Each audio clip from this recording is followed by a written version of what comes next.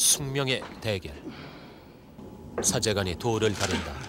35기 국수전 결승 5번기 중 최종국이다. 지금까지 전적 2대2. 매번 흙을 쥔 사람이 이겼었다. 흙을 쥐게 된 조구단 예감이 좋은가 보다. 작은 바둑돌 하나의 무게가 벌써 1000근이나 되는 듯하다. 제34기 국수전 때 이창호는 스승 조훈현을 이기고 국수 타이틀을 빼앗았다. 오늘의 대국은 조구단이 어린 제자에게 빼앗긴 국수위를 재탈환하려는 도전기였다. 어쩌면 이 대국이 조구단에겐 승부 인생 최대의 시련일지 모른다. 한 번만 더. 89년 싱가포르에서 있었던 제1기 응창기배 세계 프로 바둑 선수권전을 석권하고 그는 명실상부한 세계 바둑의 정상이었다. 그때 이창호도 스승의 영광을 함께 기뻐하며 꽃다발을 바쳤었다. 89 KBS 바둑왕 타이틀 획득. 기네스북에 오를 일이었다. 여드름투성이의 중학교 2학년 세계 최연소였다. 이어 이창호 태풍은 곧장 스승에게로 몰아닥쳤다. 내 제자 수업 5년 만에 당당한 스승의 맞서로 도전장을 던진 것이다. 100년에 한 명 나타날까 말까 하다는 천재 조훈현의 30년 공부를 이 소년은 어찌 그리 쉽게 돌파했는가. 최고위, 국수위, 대왕위, 왕위, 명윤위. 지난 1년 사이 조훈현은 모두 6개의 타이틀을 어린 제자에게 빼앗겼다. 이제는 형세가 바뀌어 스승이 제자의 타이틀을 빼앗기 위해 도전기를 치러야 한다. 대국 중에 다리를 떠는 버릇이 있는 조구단은 행마가 빠르고 경쾌하돼서 별명이 조제비. 스승과는 반대로 이창호의 바둑은 느리고 두텁다. 그래서 별명도 애늙은이 어린 강태공이다. 조구단에겐 담배 필터를 꼭꼭 으깨 물며 긴장을 달래는 버릇도 있다.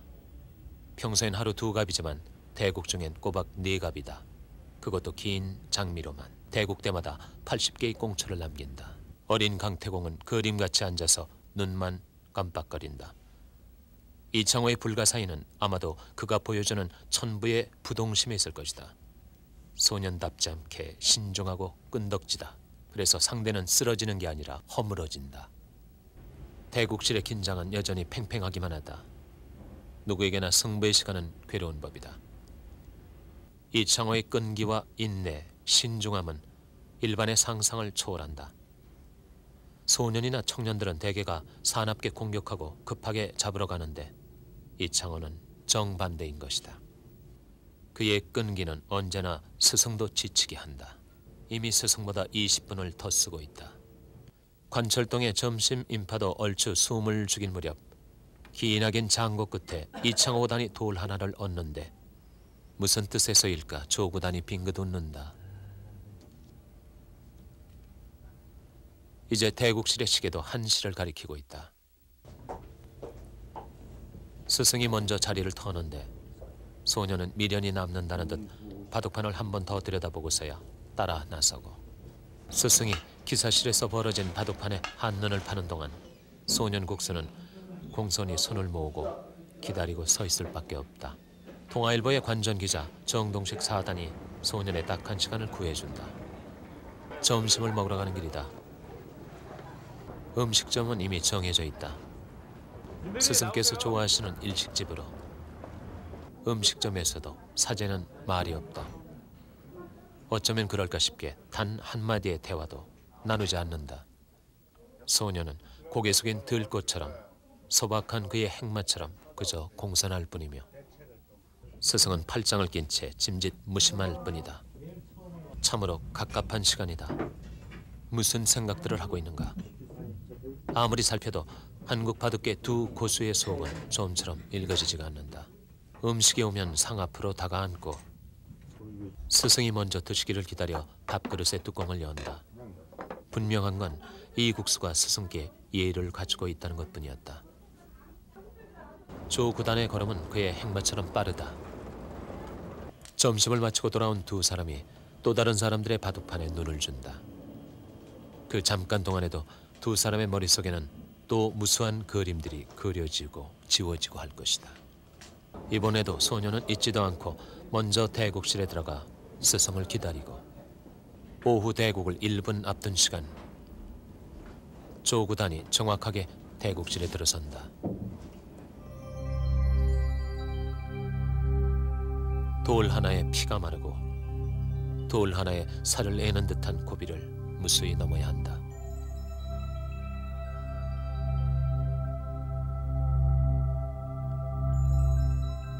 그래서 더욱 소년의 무심한 기다림과 끈기가 돋보인다.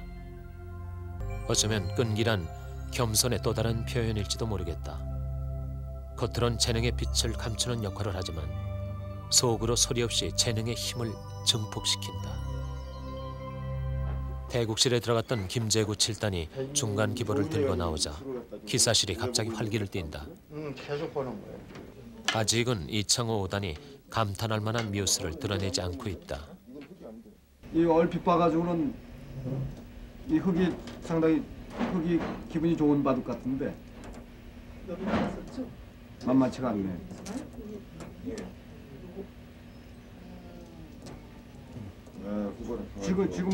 지금부터 이창호가 강하니까.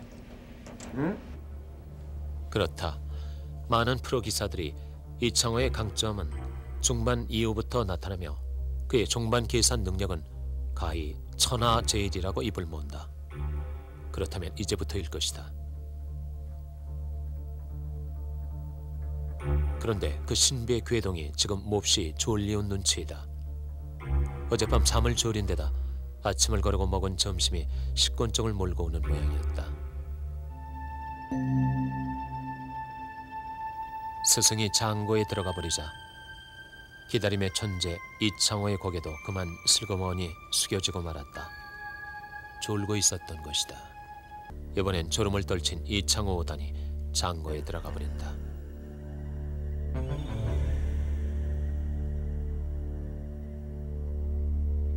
조 9단에게도 기다림은 쉽지 않다.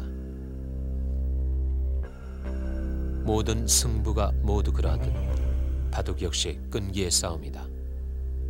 바둑에서의 끈기란 두뇌의 지구력과 버티는 힘, 유혹이나 과신, 방심을 이겨내는 마음을 합한 것이다.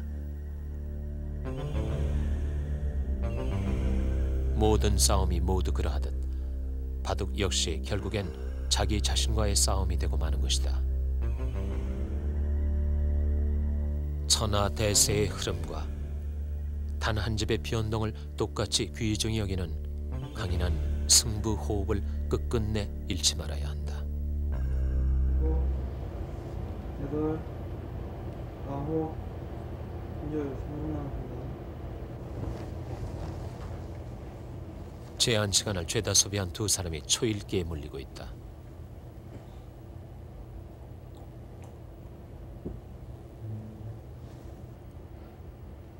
돌 붙여갔던 소년도 마침내 흔들리는가. 조구단 5시간 5분, 2호단 4시간 50분. 피와 살이 탄다는 치열한 전투가 10시간째 육박하고 있다. 70 노인의 바둑을 두는 소년의 얼굴도 낭패감이 떠오르고 날카롭던 스승의 표정이 너그러워진다. 이창호가 지면은 무조건 복귀가 됩니다. 그는.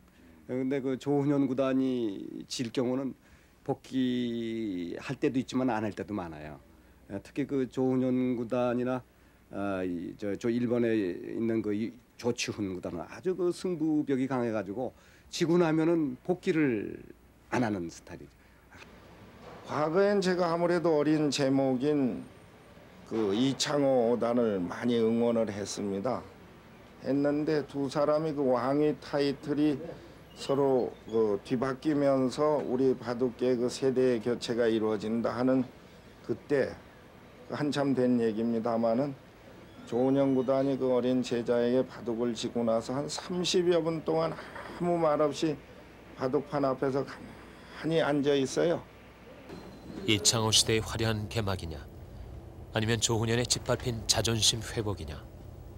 사제의 혈투는 12시간에 육박해가고 이제 판은 거의 끝나가고 있다. 120여 개의 타이틀을 따보았으니 이젠 승부에 담담해질 때도 됐으련만 오늘도 조 구단은 제자와의 한판을 놓고 국수탈환의 강렬한 투지를 불살랐다. 검토실의 바둑판도 이제는 승패를 어림해 볼 수 있을 만큼 채워졌다. 공개 해설실을 빠져나온 애기가들로 검토실도 대국실 문간만큼이나 성황이다. 관전기자 정사단이 먼저 자리를 턴다. 대국실로 가보려는 것이다. 그러자 검토실 사람들이 우르르 따라 나선다. 조구단 6집 반승. 조구단이 승리를 노골적으로 좋아한다. 그것이 승부이며 승부를 업으로서 하는 프로의 미덕이다. 지는 것은 결코 미덕이 될 수 없으며 승부가 한순간의 착각에서 비롯되는 것이라 할지라도 패자는 다만 버림받을 뿐이다. 이제 사람들은 패배한 이창호 5단에게서 진작에 그에게 바쳤던 찬사를 얼마쯤 거두어 가버릴 것이다. 이기는 것은 언제나 기쁨이 된다.